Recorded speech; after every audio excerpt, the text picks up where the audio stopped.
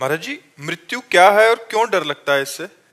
मृत्यु एक भ्रम है, सत्य वस्तु नहीं है। अब हम आपको बताते हैं कैसे भ्रम है।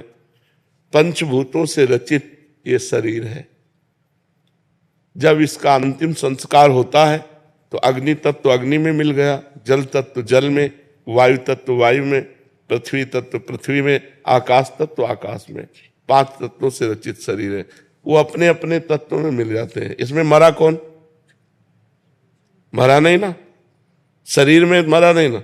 और आत्मा अविनाशी चैतन्य घन है, उसको कोई मार सकता नहीं। नैनम छिन्दन्ति शस्त्राणि नैनम दहति पावका न चैनम क्लेदयन्त्यापो न शोष्यति मारुता। अग्नेयास्त्र, वारुणास्त्र, वायवास्त्र, इनके द्वारा आत्मा का कहीं बाल बाका नहीं हो सकता। आत्मा अच्छेद्य है, अक्लेद्य है, अशोष्य है, अदाय है। तो मरा कौन? शरीर पंचभूत में मिल गए, आत्म तत्व अंतर ध्यान हो गया, मरा कोई नहीं। अब हम मरे। अब इसकी मरे की व्याख्या करते हैं। हमने इस शरीर को अपना मान लिया, मैं स्त्री मैं पुरुष, और इसमें नियत समय तक रहना है, 50 वर्ष, 70 वर्ष, 80 वर्ष, 100 वर्ष। इसके बाद हट जाना है इस शरीर से। इस शरीर से हट जाना मरण कहा जाता है, और दूसरे शरीर को प्राप्त करना जन्म कहा जाता है। लेकिन जन्म मरण का अस्तित्व नहीं है, भ्रम है। न मृत्यु है न जन्म है। और जब आप जन्म स्वीकार करते हैं तो मृत्यु भी स्वीकार करनी पड़ेगी। और जब न जन्म है न मृत्यु है, एक भ्रम चल रहा है, इसी भ्रम को मिटा दो। जासु कृपा सब भ्रम मिट जाई, गिरजा सोई कृपालु रघुराई। भगवान के चरणों का आश्रय लेकर भजन के बल से भ्रम मिटा दो, तो जो मैं तत्व है उसमें कभी किसी की दाल नहीं गल सकती, न काल की, न मृत्यु की, न अस्त्र की, न शस्त्र की। तो वो अपने स्वरूप में स्थित। शरीर का राग छूट गया, वो जीवन मुक्त हो गया, मृत्यु विजयी हो गया। मृत्यु ट्रांसफर है। मृत्यु का मतलब है ट्रांसफर। यही है अगला जन्म, और ये छोड़ना हुआ मृत्यु। मृत्यु और जन्म एक भ्रम है, अज्ञान जनित है। जब तक ये नष्ट नहीं होगा अज्ञान, तब तक ये क्रम परंपरा चलती रहेगी। जैसे स्वप्न में एक आदमी समुद्र में डूब रहा है, अब उसके बचाने का उपाय क्या है? वो जोर से चिल्ला पड़ा, मैं डूब रहा हूं, बचाओ। अब जितने जागने वाले हैं, अब क्या उपाय कर सकते हैं? समुद्र के आसपास वो अपने को देख रहा है कि मैं समुद्र में डूब रहा हूं, हल्ला मचा रहा है कि आसपास लोग हैं, मुझे बचा लें। और वो आवाज जोर से निकल पड़ी उसकी स्वप्न में, मैं पानी में डूब रहा हूं, समुद्र में, मुझे बचाओ। अब हम तैराक लावें या नाविक लावें, ये क्या करें? तो एक केवल उपाय है, जगा दो से।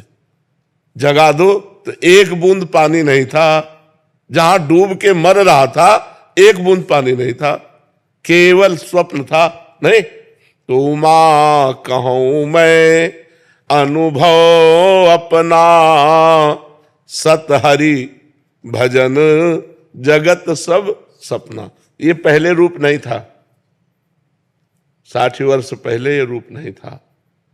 अब आगे पता नहीं कितने मिनट बाद ये रूप नहीं रहेगा। ये बीच में केवल भाषित हो रहा है, इसलिए सपना है। अगर ज्ञान के द्वारा देखो तो जैसे आपकी गाड़ी आपके पैसे के अनुसार है, ऐसे ये गाड़ी है। खूब बढ़िया दान पुण्य भजन किए हो तो तेजस्वी स्वरूप और रुपया पैसा खान पान सब दुनिया का वैभव सब सुख एकत्रित है। गाड़ी है ये, तुम थोड़ी हो। आत्मा तो जैसे हमारी वैसी चींटी की, जैसे हमारी वैसी सुअर की, जैसे हमारी वैसी चराचर जीव की। आत्मा तो एक ही है। अनेक शरीर दिखाई दे रहे हैं। जैसे सूर्य एक है और घड़े करोड़ों रखे हों तो करोड़ सूर्य भासते हैं, है नहीं, सूर्य तो एक है।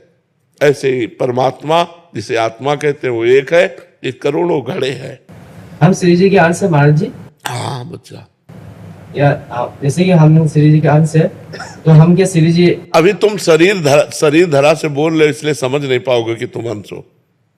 तुम बात जो कर रहे हो वो सुनी हुई बात कर रहे हो और शरीर धरा से बात कर रहे हो।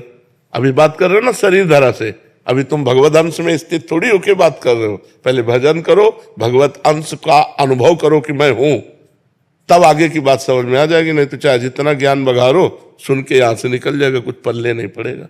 नाम जप करो खूब, माता पिता के चरण छुओ, बड़े बुजुर्गों की सेवा करो, खूब पढ़ाई करो, अच्छे से धन कमा करके परिवार की सेवा करो, बुद्धि शुद्ध हो जाएगी, आगे की बात समझ में आ जाएगी। बाप पंडित होता है तो बेटा भी पंडित ही होता है। तो ईश्वर अंश जीव अविनाशी, चेता नमल सहज सुख राशि। पर अपने को भूल चुके हो बच्चा, जब तक जानोगे नहीं, और वो जानना बिना साधना के नहीं हो सकता। ये कोई बातों से थोड़ी जाना जा सकता है, उसके लिए साधना करनी पड़ेगी। उसके नाम जप हाँ, नाम जप करो, माता पिता की आराधना करो, बड़े बुजुर्गों की आराधना करो, सबका आशीर्वाद मिले, बुद्धि पवित्र हो, तब पवित्र बुद्धि में भगवत ज्ञान जागृत होता है।